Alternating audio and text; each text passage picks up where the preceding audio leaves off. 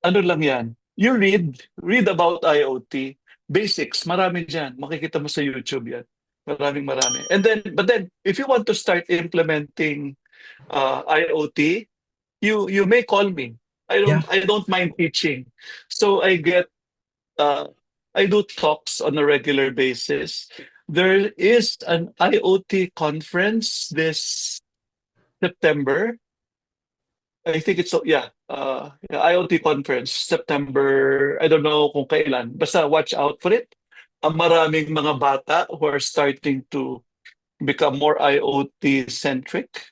There are lots of talks. I'm sure I will do another talk on IoT there as well.